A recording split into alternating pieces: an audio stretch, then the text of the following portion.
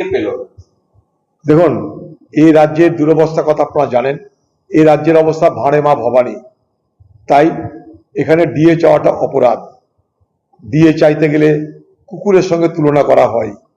এই দুর্ভাগ্য এই বাংলার কর্মচারীদের, সরকারি কর্মচারীদের। কিন্তু তাদের ডিএটা দেওয়া উচিত, ডিএ তাদের প্রাপ্য। তাদের ডিএ ঠেকানোর জন্য লক্ষ লক্ষ টাকা খরচ করে হাইকোর্ট হয়, সুপ্রিম কোর্ট হয়, এটা বাংলার লজ্জা বলে মনে করি। এখানে কেন্দ্র রাজ্যের লড়াই থেকে বড় কথা আমি আমার প্রাপ্যটা পাচ্ছি কিনা সেইটা। কেন্দ্র কাকে কম দেবে বেশি দেবে সেটা আমাদের মাথা ব্যথার কারণ নয়। আমাদের মাথা ব্যথা কারণ, আমাদের দাবির মূল কারণ যে বাংলায় যারা কর্মচারী ছিলেন, সরকারি কর্মচারী, তাদের দিয়ে কেন দেওয়া হচ্ছে না। এটা তাদের ন্যায্য একটা প্রাপ্তি, এই প্রাপ্তি তাদেরকে দেওয়া হোক, এটা আমাদের দাবি। এখানে কোনো প্রতিযোগিতার কথা আমি বলছি না। পশ্চিমবঙ্গ সরকার দিতে পারছে না, দিচ্ছে না, কারণ পশ্চিমবঙ্গ সরকারের ভাঁড়ে মা ভবানী পয়সা নেই। যে পয়সা তারা জোগাড় করে রেখেছে সেগুলো তারা আগামী ভোটে লক্ষ্মীর ভাণ্ডার, ঘর নির্মাণ, নানাভাবে মানুষকে ভোট দিতে তারা যাতে প্রলোভিত করা যায় সেই কাজে সেই টাকা লাগানো হবে।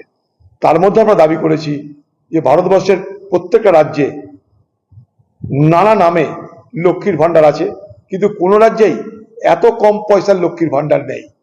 1000 টাকার লক্ষ্মীর ভাণ্ডার নেই কোথাও, তার থেকে কয়েক গুণ বেশি টাকা দিয়ে সেসব জায়গায় লক্ষ্মীর ভাণ্ডার অন্য নামে সেখানটায় মা বোনদেরকে আর্থিক সহযোগিতা করা হয়। এর প্রমাণ তথ্য আমি আগে দিয়েছি, চাইলে আবার দিতে পারবো। হ্যাঁ, এগুলো দিদির আমলে, এগুলো কতগুলো দিদির আমলের হেরিটেজ সাইট। দিদি এগুলোকে হেরিটেজ সাইট বানাতে পারে কেন? ভাঙর মানে ধর্ষণ, খুন, বোমা, গুলি, পিস্তল। দিদির জমানায় এগুলো হচ্ছে এই বাংলার সব থেকে বড় বড় হেরিটেজ সাইট হয়ে গেছে।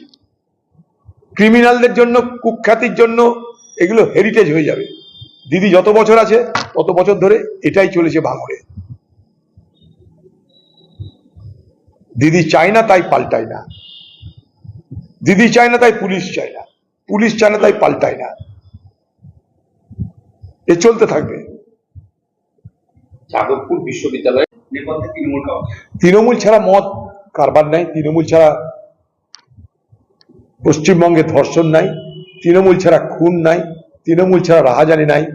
সারা বাংলা জুড়ে এই রাহাজানির রাজ্য তৈরি করেছে বাংলার মুখ্যমন্ত্রী মমতা ব্যানার্জি। কিছুদিন আগে আপনারা দেখলেন কসবায়